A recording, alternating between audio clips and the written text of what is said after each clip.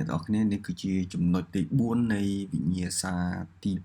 2ក្នុងឆ្នាំ2007ដែលត្រូវជាវីដេអូទី9បាទអញ្ចឹងនៅក្នុងចំណុចនេះគឺនិយាយអំពី vocabulary បាទទាំងអស់7បន្ទុក choose a word from the alternative given to fill the gap in the sentences below the first one has been done as an example for you បាទអញ្ចឹងគេឲ្យជ្រើសរើសចម្លើយមួយដែលដាក់ក្នុងប្រអប់បាទដាក់ក្នុងចន្លោះឲ្យបានត្រឹមត្រូវបាទអញ្ចឹងទី1គេធ្វើជាឧទាហរណ៍យើងហើយបាទអញ្ចឹង number 1យើងចាប់ផ្ដើមតែម្ដង number 1 despite very careful inquiries the police have not been able to identify who the mother is yet បាទអ្វីបើមានការប្រុងប្រយ័ត្ននៅក្នុងការស៊ើបសួរបាទប៉ូលីសនៅតែមិនអាចបាទមានលទ្ធភាពកត់សម្គាល់ថានរណាជាឃាតករនៅឡើយទេបាទអញ្ចឹងយើងយក inquiry បាទ inquiries ហ្នឹងយើងអាចលុប e ដាក់ i ក៏បានសរសេរបានពីរប្រភេទណា e ក៏បាន i ក៏បានខាងដើមពាក្យហ្នឹងណាបាទអញ្ចឹងហេតុអ្វីមិនអាចមិនដាក់ undertaking នេះ undertake នេះបើសិនជាបកប្រែថារ៉ាប់រងឬក៏សុខចិត្តទទួលធ្វើអ្វីមួយអញ្ចឹងទៅបើជានាមបកប្រែថាអ្នករស់ស៊ីរៀបចំពិធីបុណ្យសពបុណ្យខ្មោចណាបាទ searching ស្រាវជ្រាវនេះស្វែងរកស្រាវជ្រាវឯកសារអីផ្សេងឬក៏ស្រាវជ្រាវទៅលើវិទ្យាសាស្ត្រអីចឹងទៅបាទ survey ស៊ើបសួរស្ទង់នេះស្ទង់មតិឬក៏ស្ទង់វាស់វែងអីចឹងទៅណាបាទអញ្ចឹងចម្លើយនៅក្នុងចំណុចទី1នេះគេដាក់ inquiries បាទ inquiry បកប្រែស៊ើបសួរសាកសួរបាទសួរចម្រាញ់សួរស៊ើបអង្កេតទៅណាអ្នកនរគ្នាបាទអញ្ចឹងនេះគឺជាវាក្យសព្ទមួយដែលត្រឹមត្រូវសម្រាប់ដាក់នៅក្នុងប្រឡោះនេះឯង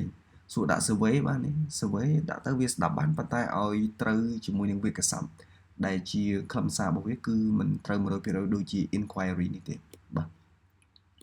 ចំណុចទី2 heavy snow delay the train for several hours បាទអ្នកដែលបានមើលវីដេអូមុនបាទចំណុចនេះគឺខ្ញុំបានបកស្រាយឲ្យម្ដងហើយបាទ delay ហើយនឹង postpone delay គឺពន្យាពេលដោយមិនជាលក្ខថានឹងបន្តធ្វើនៅពេលណាតែ postpone នេះគឺជាការលើកពេលទៅពេលវេលាមួយទៀតដែលជាលក្ខបាទ number 3 I still really like a cigarette even though I gave up smoking 2 years ago បាទខ្ញុំនៅតែចូលចិត្តបារីបើទោះបីជាខ្ញុំបានឈប់ជក់វារយៈពេល2ឆ្នាំកន្លងទៅបាទ give in បាទ give in បកប្រែថ្មីអ្នកទាំងអស់គ្នាបាទដែលជួបពាក្យ give in ទេ give in បកប្រែថាចុះចាញ់បាទចុះចាញ់ឬក៏បោះបង់ចិត្តទៅលើការតស៊ូក៏ចុះចាញ់បាទតែ give up នេះឈប់ធ្វើឬក៏ឈប់ប្រឹងប្រែងបោះបង់បាទ give up ដើម្បី give over នេះមានន័យថាប្រគល់អំណាចឲ្យទៅនរណាម្នាក់ឬក៏បញ្ចប់អ្វីមួយ give over នេះឯងបាទហើយ complete នេះគឺបំពេញបាទអញ្ចឹង give up បកប្រែថាបោះបង់ឬក៏ឈប់ធ្វើអញ្ចឹងពាក្យ give up ជាចម្លើយដែរយ៉ាងម៉េចជាចម្លើយដែលត្រឹមត្រូវបាទ number 4 most parents find it is difficult to bring up their children nowadays បាទអញ្ចឹងគេថាម៉េចពុកម្ដាយភាគច្រើនបាទគឺយល់ថាវាជាការលំបាកនៅក្នុងការអីគេនៅក្នុងការបាទចិញ្ចឹមអប់រំកូនរបស់ពួកគេដល់ធំនៅពេលបច្ចុប្បន្ននេះបាទអញ្ចឹង fostering អូខេអីគេ fostering មានថាចិញ្ចឹមលក្ខណៈថាបើចិញ្ចឹមបបផែចិញ្ចឹមដែរណា fostering ណាបបផែចិញ្ចឹមលក្ខណៈបណ្ដោះអាសន្នបាទចិញ្ចឹមលក្ខណៈបណ្ដោះអាសន្នឬក៏លើកកម្ពស់ foster បាទ foster សំទោសមិន fostering ខ្ញុំអានច្រឡំបាទ foster បាទចិញ្ចឹមឬក៏លើកកម្ពស់បើចិញ្ចឹមគឺចិញ្ចឹមបណ្ដោះអាសន្ន bring up ចិញ្ចឹមអប់រំដល់ធំចិញ្ចឹមហើយនឹងអប់រំដល់ធំបាទ developed អភិវឌ្ឍបាទអភិវឌ្ឍឬក៏វិវត្ត grow up បាទ grow up ធំធាត់រីកធំធាត់បាទអញ្ចឹងចម្លើយត្រឹមត្រូវគឺ bring up Water always arrives on time he is punctual បាទ careful ប្រុងប្រយ័ត្ន boring ដែលអបសុខ punctual ទៀងពេលទៀងទាត់ពេលវេលា timeless និរន្តរភាពឬក៏លែងមិនថាពេលវេលាលែងដើរអញ្ចឹងណាបាទយើងអាចឧទាហរណ៍ទៅលើអាចឧទាហរណ៍មួយដូចជាយើងថាម៉េចAngkor Wat the beauty of Angkor Wat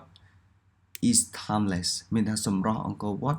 គឺមានតម្លៃជានិរន្តរ៍អញ្ចឹង timeless ហ្នឹងមានន័យថាវានិរន្តរភាពភាពដែលមិនចេះចាស់ដែលលែងម៉ោងលែងដើរអញ្ចឹងណា timeless okay number 6 because of the energy crisis many people claim that there is no alternative to developing nuclear power បាទអញ្ចឹងចំណុចនេះបាទដែលយើងអាចនឹងជ្រើសរើសបានគឺមានតែពី alteration ហើយនិង alternative បាទ advantages គុណសម្បត្តិ reason មូលហេតុបាទអញ្ចឹងយើងបកប្រែប្រយោគខាងលើនេះមើល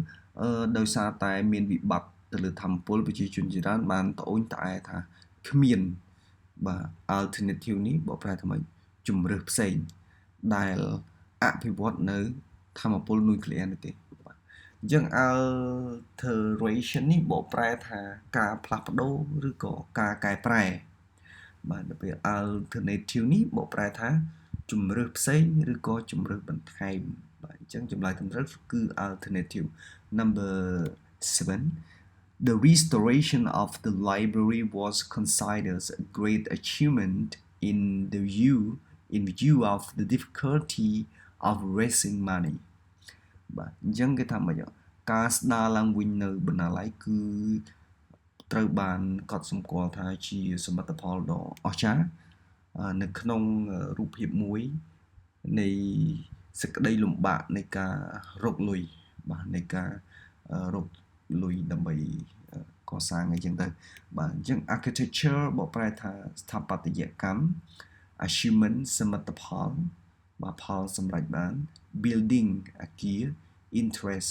ចំណាប់អារម្មណ៍បាទចាប់អារម្មណ៍បើសិនជានាមបកប្រែថាការប្រាក់សម្រាប់ពួក accounting ពួក banking គេបកប្រែថាការប្រាក់ H according to the weather forecast there will be rain tomorrow បាទដោយយោងទៅតាមអាកាសធាតុ forecast នេះបកប្រែថាម៉េចព្យាករណ៍ណាការព្យាករណ៍អាកាសធាតុនឹងមានភ្លៀងធ្លាក់នៅថ្ងៃស្អែកបាទ program កម្មវិធី information ព័ត៌មាន survey stepstone បាទអញ្ចឹងចម្លើយដែលត្រឹមត្រូវគឺ forecast ព្យាករណ៍បាទអញ្ចឹងបើសិនជាមានចម្កល់ឬក៏មានកន្លែងណាដែលយើងមិនយល់ច្បាស់ឬក៏ចង់ខ្ញុំបកស្រាយទៅលើវេយ្យាករណ៍ណាមួយលម្អិតបាទសូមអ្នកទាំងអស់គ្នាធ្វើការខមមិននៅក្រោមហើយប្រាប់មកបាទអរគុណច្រើន see you